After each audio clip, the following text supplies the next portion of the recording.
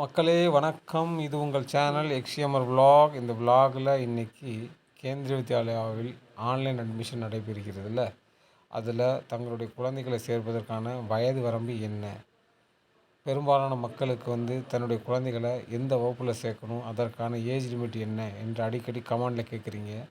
இது உங்களுக்கு பெரிய சவாலாகவே இருக்குதுன்னு நினைக்கிறேன். அதனால் ஒரு வீடியோவாக பண்ணிடுவோம்னு சொல்லிட்டு தான் இதை ஒரு வீடியோ பண்ணியிருக்கேன். ஸோ இதை பார்த்தீங்கன்னா எல்லாத்துக்கும் புரிஞ்சிடும். இதை வச்சு நீங்கள் உங்கள் குழந்தைகளை ஈஸியாகிட்டு அட்மிஷன் எடுத்துக்கலாம் உங்கள் குழந்தைக்கு. சரிங்களா மக்களே, வாங்க வீடியோக்குள்ளே போகலாம்.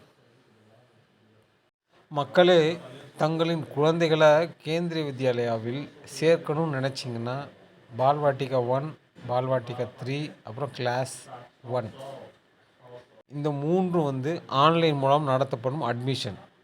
சரிங்களா, இதன் மூலமாக தான் உங்கள் குழந்தைய இந்த கேவி ஸ்கூலுக்குள்ளே நுழைக்கிறதுக்கு ஒரு ஈஸியான வழி. அதை தவிர்த்து கிளாஸ் 2லேருந்து ஆஃப்லைன் மோடில் தான் இருக்கும். இதில் சீட்டு ரொம்ப கம்மி இருக்கும், வேக்கன்சியும் கம்மியாக இருக்கும். இதில் யாருக்கு அதிகமான சான்சஸ்னால், சர்வீஸ் கேட்டகரியில் யார் யார் வராங்களோ அவர்களுக்கு அந்த சீட்டு போய்விடும். மற்றவர்களுக்கு ரொம்ப கடினம் தான் கிடைக்கிறது. சரிங்களா, அதனால் இந்த 3 வழி தான் ஈஸியான வழி. இதை யூஸ் பண்ணிவிட்டு கேந்திரிய வித்யாலயாவில் தங்கள் குழந்தைகளை அட்மிஷன் எடுத்துக்கோங்க. சரி மக்களே, முதலாவதாக பால்வாட்டிகா, அதாவது நர்சரி கிளாஸில் சேர்க்கறதுக்கான வயது வரம்பு என்ன அதை பாருங்கள்.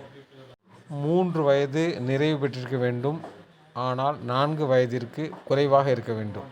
அதாவது 4 வயது நிறைவு பெற்றிருக்க கூடாது. எடுத்துக்காட்டாக 31 மார்ச் 2021 முதல் 31 மார்ச் 2022 இந்த ஆண்டிற்குள் பிறந்த குழந்தைகளை பால்வாட்டிகா 1, அதாவது நர்சரியில் அட்மிஷனை பெற்றுக்கொள்ளலாம். அதுதான் இவர்களுடைய ஏஜ் லிமிட்.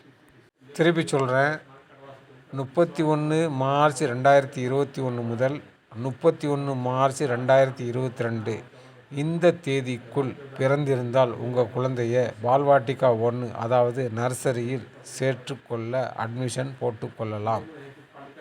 அடுத்ததாக கிளாஸ் 2, எந்த குழந்தைக்கு 4 வயது பூர்த்தி அடைந்திருக்கிறதோ மற்றும் 5 வயதிற்கு குறைவாக உள்ளதோ அந்த குழந்தையை பால்வாட்டிகா 2வில் சேர்த்துக்கொள்வார்கள், அட்மிஷன் பெற்றுக்கொள்ளலாம். சரிங்களா, இவர்களுக்கு 31 மார்ச் 2020 முதல் 31 மார்ச் 2021 இந்த ஆண்டிற்குள் பிறந்திருக்க வேண்டும். அந்த குழந்தை பால்வாட்டிகா 2, அதாவது எல்கேஜியில் அட்மிஷன் போடப்படும். சரிங்களா, அடுத்ததாக பால்வாட்டிகா 3, எந்த குழந்தைக்கு 5 வயது பூர்த்தி அடைந்திருக்கிறதோ ஆனால் 6 வயதிற்கு குறைவாக உள்ளதோ அந்த குழந்தை, அதாவது 31 மார்ச் 2019 முதல் 31 மார்ச் 2020 இந்த ஆண்டிற்குள் உங்கள் குழந்தை பிறந்திருந்தால் பால்வாட்டிகா 3யில் அட்மிஷனை பெற்றுக்கொள்ளலாம். சரிங்களா, இதுதான் ஏஜ் கிரிட்டேரியா.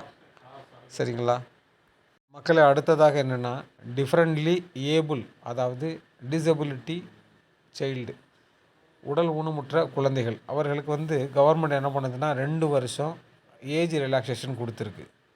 எடுத்துக்காட்டாக பால்வாட்டிகா 1ல் ஒரு குழந்தையை சேர்க்கணும்னா அவங்களுக்கு வயசு 3 வயது நிறைவு பெற்றிருக்க வேண்டும், 6 வயதிற்கு குறைவாக இருக்க வேண்டும். அதாவது 31 மார்ச் 2019 முதல் 31 மார்ச் 2022 இந்த ஆண்டிற்குள் அந்த குழந்தை பிறந்திருந்தால் அவர்கள் பால்வாட்டிகா 1, அதாவது டிஏ கோட்டாவில் டிஃப்ரெண்ட்லி ஏபிள் குழந்தைகளை சேர்த்துக்கொள்வார்கள்.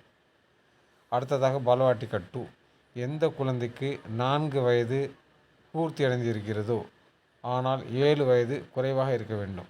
31 மார்ச் 2018 முதல் 31 மார்ச் 2021 இந்த ஆண்டிற்குள் பிறந்திருந்தால் பால்வாட்டிகா 2வில் அட்மிஷன் பெற்றுக்கொள்ளலாம். அடுத்ததாக பால்வாட்டிகா 3, இதற்கு 5 வயது பூர்த்தி அடைந்திருக்க வேண்டும், 8 வயதிற்குள் இருக்க வேண்டும். அதாவது 8 வயதிற்கு குறைவாக இருக்க வேண்டும். அதாவது எடுத்துக்காட்டாக 31 மார்ச் 2017 முதல் 31 மார்ச் 2020 இந்த ஆண்டிற்குள் அந்த குழந்தை பிறந்திருந்தால் அவர்களுக்கு பால்வாட்டிகா 3யில், அதாவது யூகேஜியில் அட்மிஷன் கொடுக்கப்படும். மக்களே கன்ஃபியூஷன் ஆகாதீங்க. ஃபஸ்ட்டு சொன்னது நார்மல் எல்லா குழந்தைகளுக்கும் உள்ளது. அடுத்து சொன்னது வந்து டிஏ டிஃப்ரெண்ட்லி ஏபிள் குழந்தைகளை சொன்னேன். ஸோ அதனால் எந்த விதமான கன்ஃபியூஷனும் வச்சுக்கிறாதீங்க. சரிங்களா மக்களே? அடுத்ததாக கிளாஸ் 1 6 வயது பூர்த்தி அடைந்திருக்க வேண்டும்.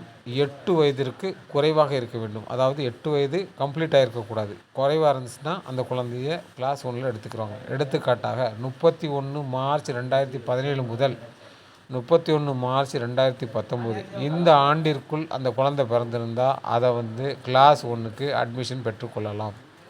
திருப்பி சொல்கிறேன். 31 மார்ச் 2017 முதல் 31 மார்ச் 2019 இந்த ஆண்டிற்குள் அந்த குழந்தை பிறந்திருந்தால் அவர்களை கிளாஸ் 1ல் அட்மிஷன் பெற்றுக்கொள்ளலாம். அடுத்ததாக டிஃப்ரெண்ட்லி ஏபிள் குழந்தைகளுக்காக எந்த குழந்தைக்கு 6 வயது பூர்த்தி அடைந்திருக்க வேண்டும் மற்றும் 10 வயதிற்குள் இருக்க வேண்டும்.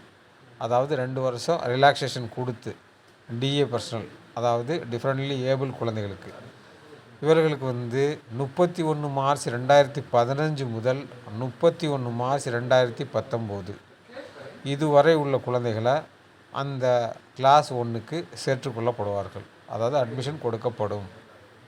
அடுத்ததாக கிளாஸ் 2 எந்த குழந்தைக்கு 7 வயது பூர்த்தி அடைந்திருக்கிறதோ 9 வயதிற்குள் குறைவாக உள்ள குழந்தையை கிளாஸ் 2ல் சேர்த்துக்கொள்வார்கள்.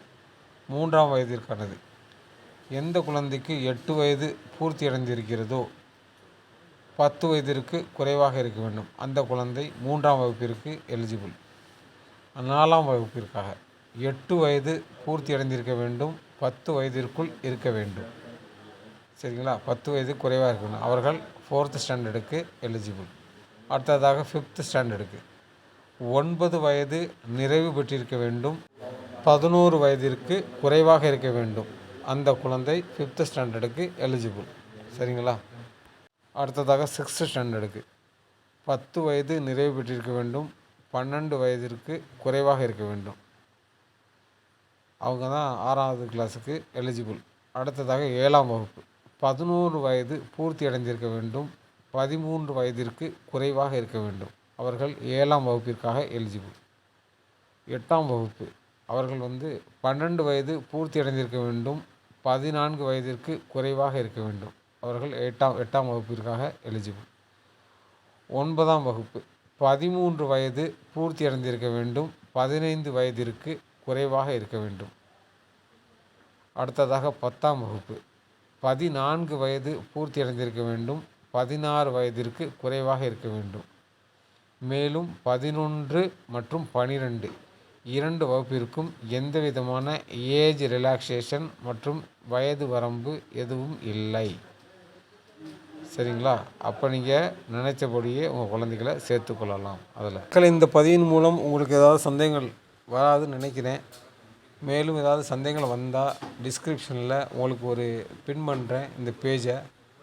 ஸோ அதை செக் பண்ணிக்கோங்க. இந்த ஏஜ் இந்த டேட் கேட்டகரியை வச்சு உங்கள் குழந்தைகளை சேர்த்துக்கொள்ளுங்கள். அந்த ஸ்கூலில் அட்மிஷன் எடுத்துக்கொள்ளுங்கள். மக்களே, ஏதாவது ஸ்பெஷல் கேட்டகரியில் சேர்க்கணும்னு நினச்சிங்கன்னா உங்கள் குழந்தைகளை அதற்கு தேவையான டாக்குமெண்ட்ஸ் எல்லாத்தையும் ரெடி பண்ணி வச்சுக்கோங்க. சரிங்களா? கடைசி சமயத்தில் ரெடி பண்ண முடியாமல் தவிப்பீங்க. அதனால் முன்னாடியே செஞ்சு வச்சுக்கோங்க. அதாவது மக்களே, இடபிள்யூடி, பிலோ இன்கம் குரூப், பிபிஎல் இந்த 3 கேட்டகரியில் அப்ளை பண்ணுற மக்கள் தங்கள் ரிஜிஸ்ட்ரேஷன் பண்ணும்போது அதனுடைய ரிஜிஸ்ட்ரேஷன் நம்பர் கேட்பாங்க. சரிங்களா? தங்களுடைய அந்த கார்டின் ரிஜிஸ்ட்ரேஷன் நம்பர் கேட்பாங்க. இதை தவிர்த்து ஃபில் பண்ணும்போது எந்த விதமான ஃபிசிக்கல் டாக்குமெண்ட்ஸு உங்களுக்கு தேவையில்லை. உங்களுக்கு டைம் இருக்குது. அதனால் பொறுமையாக ரெடி பண்ணுங்கள் எல்லா விதத்தையும். மேற்கொண்டு உங்கள் அட்மிஷன் நடக்கும்போது தான் ஃபிசிக்கலாக டாக்குமெண்ட்ஸ் கேட்பாங்க. சரிங்களா? அப்போ தான் நீ கொண்டு போய் சமர்ப்பிக்க வேண்டும். ஓகே மக்களே, நான் கொடுத்த தகவல் உங்களை புரிய வச்சுருக்குன்னு நினைக்கிறேன். மேலும் ஏதாவது சந்தேகங்கள் இருந்தால் கமெண்டில் கேளுங்க. சரிங்களா? ரிப்ளை கொடுக்குறேன். மக்கள் இன்னொன்று சில மக்கள் கேட்டிங்க, இந்த பிஎம்கேவின்னு சொல்லிட்டு, அதாவது கேந்திரிய வித்யாலயோடைய இப்போ பேர் மாற்றியிருக்காங்க. அதைத்தான் PM, prime minister Kendriya Vidyalaya, பிஎம்னுங்கிற வேர்டை முன்னாடி போட்டிருக்காங்க. யாரும் கன்ஃபியூஷன் ஆக வேணாம். கேந்திரிய வித்யாலயாவும் பிஎம்கேவியும் ஒன்று தான். ஓகே மக்களே, தொடர்ந்து பயணிங்க. சப்ஸ்கிரைப் பண்ணுங்கள், லைக் பண்ணுங்கள், கமெண்ட் பண்ணுங்கள். ஃபாலோ பண்ணுங்கள். நன்றி, வணக்கம்.